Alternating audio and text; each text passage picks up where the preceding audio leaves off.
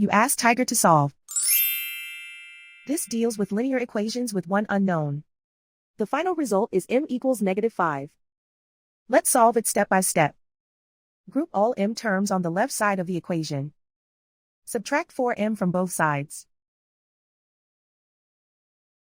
Simplify the arithmetic. Group like terms. Simplify the arithmetic. Isolate the m. Divide both sides by 2. Simplify the fraction. Find the greatest common factor of the numerator and denominator.